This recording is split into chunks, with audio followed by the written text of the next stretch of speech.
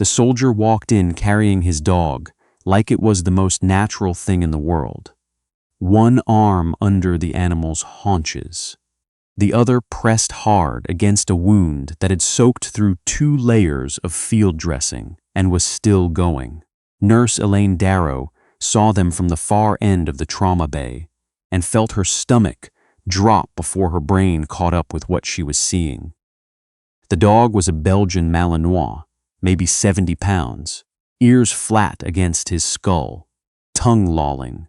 The soldier, Sergeant First Class Brody Cahill, according to the wristband he'd been issued in triage, looked worse than the dog did. His face had the gray, waxy quality of a man running on fumes and will and nothing else. His uniform still had Afghanistan dust in the creases. He'd been stateside for 11 days. "Please," he said when he saw her moving toward him. Just that, one word.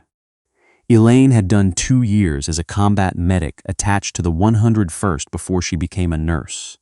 She'd done a 3rd year in a Level I trauma center in Baltimore before transferring to St.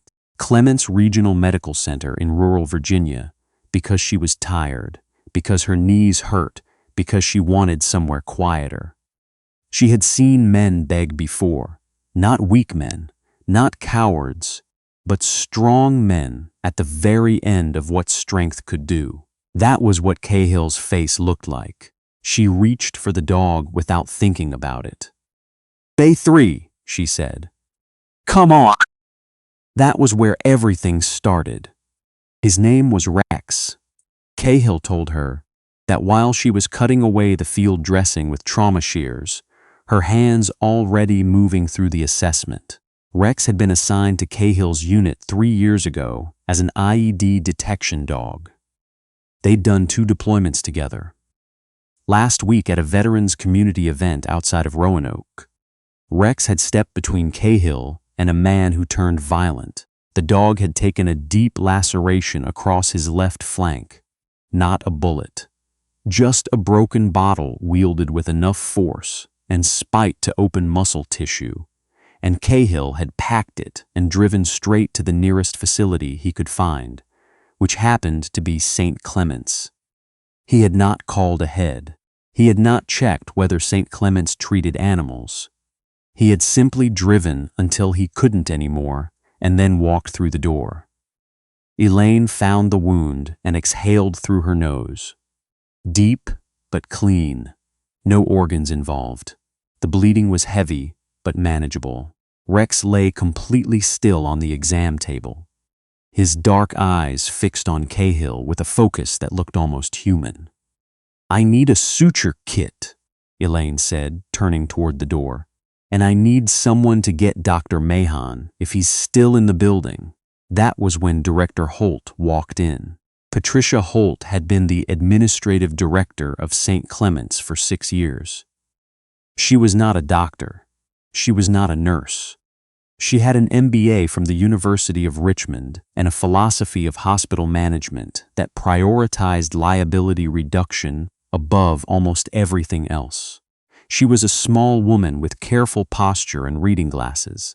She kept on a beaded chain around her neck, and when she walked into Bay 3 and saw a dog on the exam table, her expression went through several distinct phases in under 2 seconds.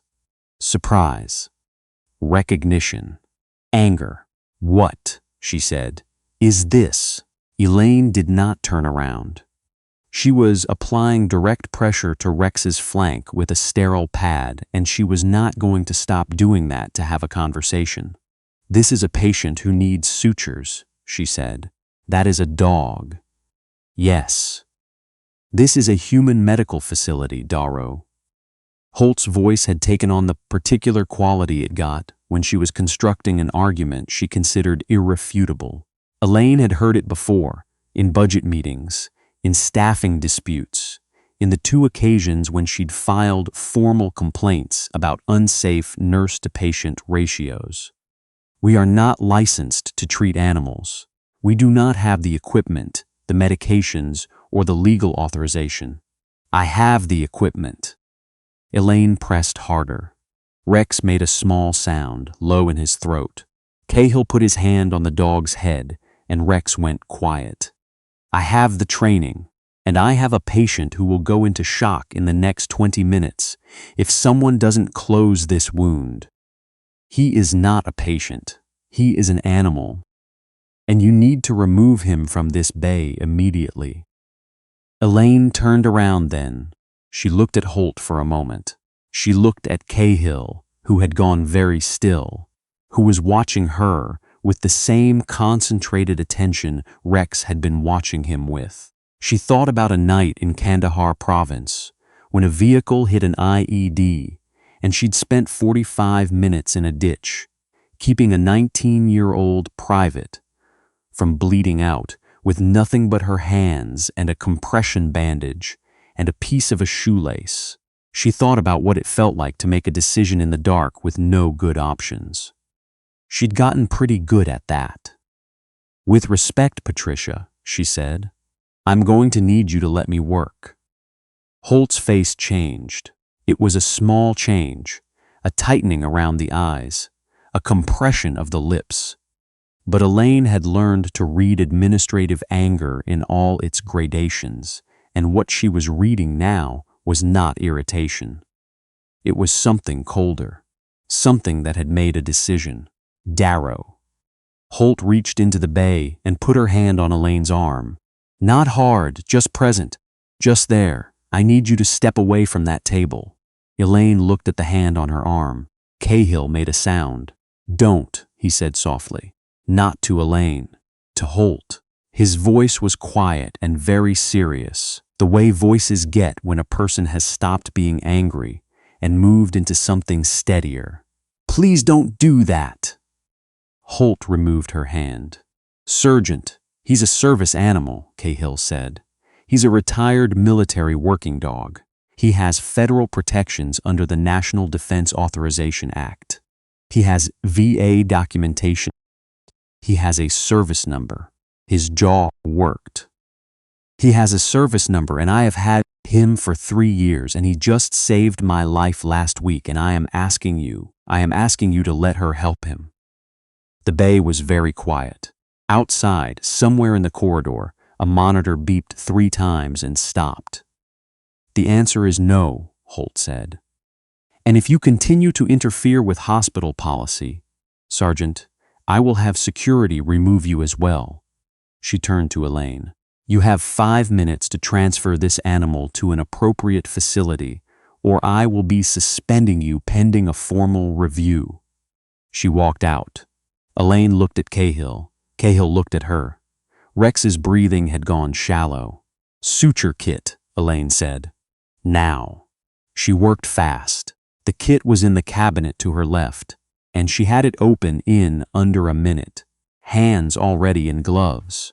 The familiar geometry of needle driver and forceps and silk thread mapping itself out across the sterile field like muscle memory.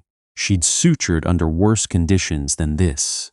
In tents, in helicopters, once in the back of a truck with a headlamp and someone else's blood in her eyes. Cahill held Rex still without being asked. He positioned himself at the dog's head, one hand firm and gentle on the scruff, murmuring something low and continuous that Elaine couldn't quite make out. She didn't need to. She knew what it was. The same thing you said to any patient who was scared and hurting and needed to know that someone was with them. I'm here. You're okay. Stay with me. She cleaned the wound. She irrigated it. She began to close it layer by layer, the way she'd been taught, the way that held. Rex stayed still. His breathing steadied. She was on the 3rd layer when the door opened. She expected Holt. She expected security. She expected some version of the conversation that was going to cost her this job, this career, possibly her license. And she had already run through the math on it and decided she could live with the outcome. What she did not expect was Marguerite Odom. Marguerite Odom was the charge nurse for the evening shift. She was 53 years old, had been at St. Clement's for 19 years, and was the kind of nurse that new residents quickly learned to treat with the same respect they would a senior attending, because she had seen more than most attendings and forgot less. She was a tall woman, broad-shouldered, with close-cropped silver hair, and a face that had clearly once been beautiful and was now something better. Composed, deliberate, steady. She walked into Bay 3, looked at Rex, looked at Cahill, looked at Elaine, and then looked at the half-finished closure.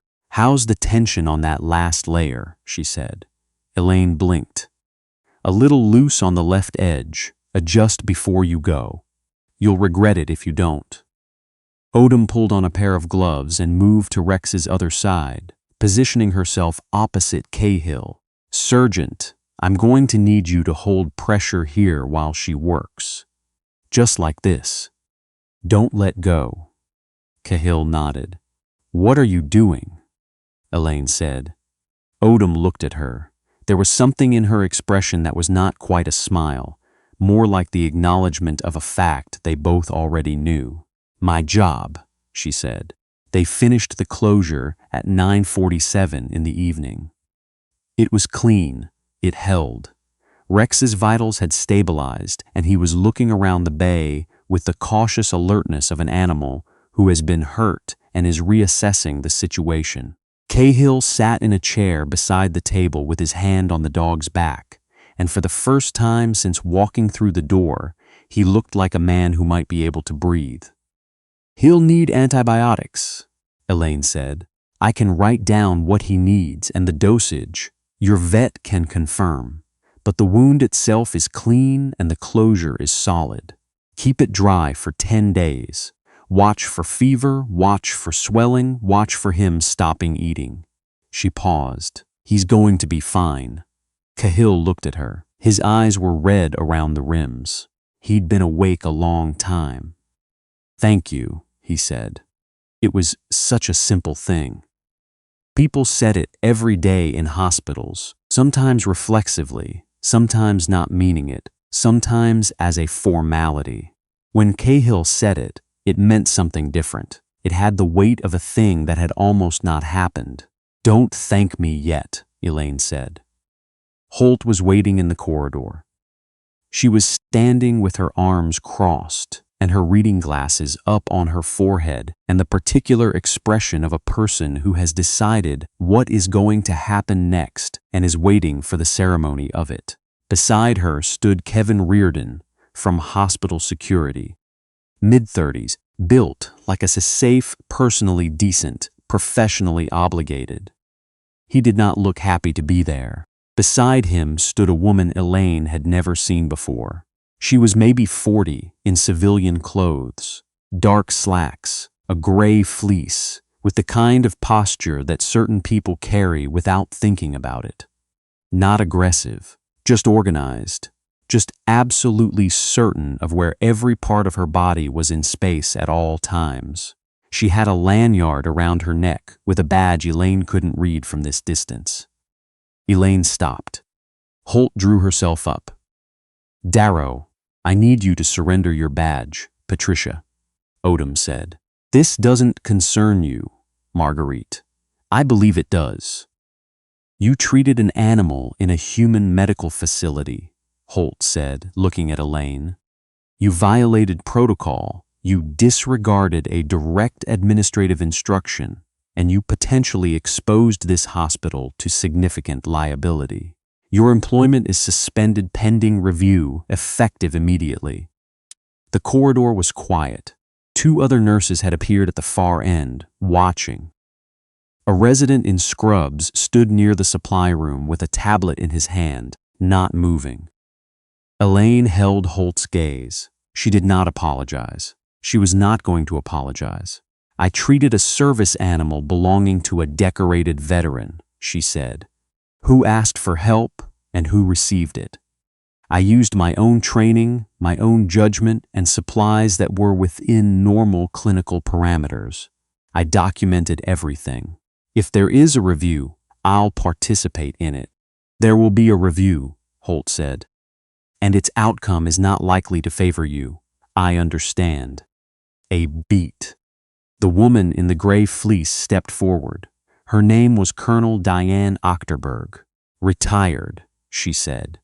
Though the word sat uneasily on her, the way retirement sits on people who haven't quite internalized it yet. She had served 22 years in the United States Army Medical Corps, the last 6 as Chief of Nursing Services for a regional military medical center in Georgia. She was in Virginia visiting her daughter. She had brought her daughter to St. Clement's 3 hours ago for a minor procedure, and had been sitting in the family waiting area when a soldier had walked past the window carrying an injured dog, and something in her had gone very still and paid close attention. She had watched, she had made a phone call, she had waited. Now she stood in the corridor outside Bay 3 and looked at Patricia Holt, the way people look at things they have decided need to be understood. "Director Holt," she said. Her voice was pleasant. It was the pleasantness of deep reserves. "I'd like to understand what just happened here, if you don't mind walking me through it." Holt's composure shifted, fractionally. "I'm sorry, Colonel, but this is an internal administrative matter.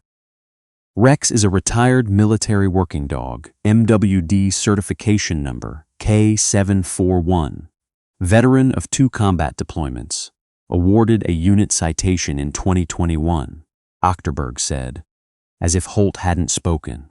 "Sergeant Cahill has his documentation. I've seen it. Retired military working dogs are protected under federal statute and entitled to veterinary care under VA provision. That's not a gray area." She paused. "I also watched your nurse treat a serious wound with skill and speed, and exactly the kind of judgment the Army spent a great deal of money teaching people like her to use. I'd like to know why that judgment is currently being punished. Our policies. I'm familiar with hospital policy," Achterberg said. "I ran a medical facility for 6 years. I'm also familiar with the difference between policy and liability theater. What happened in that bay was not a liability. What would have happened without it might have been." Holt opened her mouth, closed it. "There are people I can call," Achterberg continued, in the same pleasant tone. "There are journalists who cover veteran affairs who would find this story interesting. There are attorneys who specialize in exactly this kind of case. There are advocacy organizations for military working dogs who have a great deal of social media presence." A small pause. "I'm not threatening you. I'm describing options.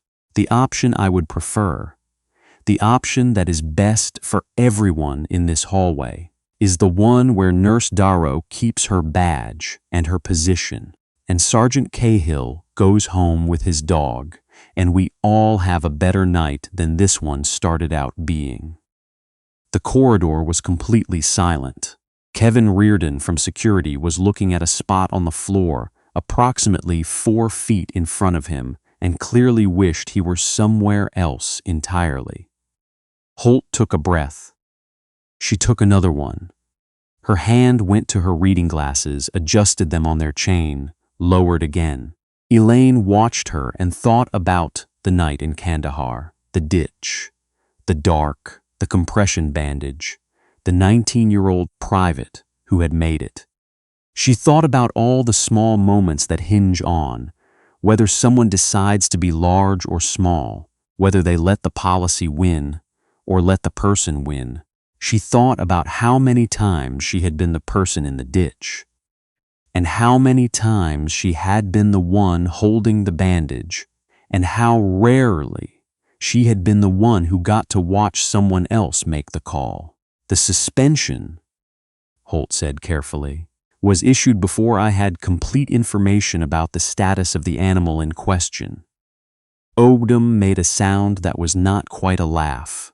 "In light of that information," Holt continued, with the pained precision of someone reading from a script they are writing in real time, And given Nurse Darrow's years of service to this facility, I believe a review period is premature. I'll be recommending that the suspension be rescinded." Elaine looked at her. "Tonight?" she said. A pause. A very long pause. "Tonight?" Holt said. Cahill came out of Bay 3 20 minutes later with Rex walking slowly beside him, the dog's flank wrapped clean and tight, his tail moving in a careful half-arc that suggested he was feeling better than he had any right to feel. He stopped when he saw Achterberg. Something crossed his face. Recognition of a kind that had nothing to do with having met her before. It was the recognition of one particular language, spoken fluently by someone unexpected. "Sir," he said instinctively, and then caught himself. "Colonel." Achterberg looked at him, at Rex, at the closure visible above the edge of the bandage. "Clean work," she said. "Yes, Colonel. How long has he been with you?" 3 years, Colonel." She nodded once. The nod of someone who understands exactly what 3 years means in that context, what it costs and what it builds and what it means to almost lose it. "Take care of him," she said. "Always," Cahill said. He looked at Elaine then. He had already thanked her, back in the bay, but he looked at her again now, with something that had more layers to it. The complicated gratitude of someone who has been close enough to a cliff edge to feel the air off it, who knows what it is to be pulled back. "I didn't get your name," he said. "Darrow," she said. "Elaine Darrow." He repeated it once, quietly, like he was putting it somewhere he would keep it. Then he walked out through the sliding doors, with Rex moving carefully at his side, and the doors closed behind them, and the fluorescent lights hummed their indifferent institutional hum, and the monitors beeped somewhere down the corridor. And the night went on the way nights do, relentlessly, without ceremony, full of the next thing. Odom appeared beside her. They stood for a moment watching the empty space where the doors had closed. "You need to eat something?" Odom said. "I ate at 6. It's almost 11. Elaine thought about that. Her stomach agreed with the assessment. "There's a vending machine by radiology," she said. "There's also leftover birthday cake in the break room. It's not good birthday cake, but it exists." Odom started walking. "Come on, you've got 4 hours left on your shift and I need you functional." Elaine followed her. She thought about what she was going to write in her incident report. How to word it, how to sequence it, how to make it clear and accurate and documented in a way that would hold up if anyone looked at it closely, which she suspected someone would. She thought about Achterberg and what it had meant to have someone standing in that corridor who knew the language, who could speak it without hesitation, who had looked at a situation and made a clear-eyed decision to use the weight she carried. She thought about Rex's vitals stabilizing, the way his breathing had evened out, the way Cahill had kept his hand on the dog's back the whole time. She thought about a version of tonight where she had walked away from Bay 3 when Holt told her to. She thought about that version for a long time. She could not make herself inhabit it, which told her something. The break room was small and too warm and smelled like old coffee, and the birthday cake was from a grocery store and had slightly too much frosting. And Odom handed her a piece on a paper plate, and they sat across from each other at the small table and did not talk about any of it for a while. Outside, across the parking lot and down the highway, and across 3 hours of road, Brody Cahill was driving home, with his window cracked and his dog asleep in the back seat, breathing slow and steady, the wound closed and clean. Some things you do not let happen to people. Some rules are not about justice, and the ones that aren't about justice are the ones you look at clearly and make a decision about. The way you make any decision in the dark with no good options, not recklessly, not loudly, but with your hands already moving toward the thing that needs to be done. Elaine ate her cake. Outside, the parking lot lights made halos in the November mist, and somewhere a car started and the night went on.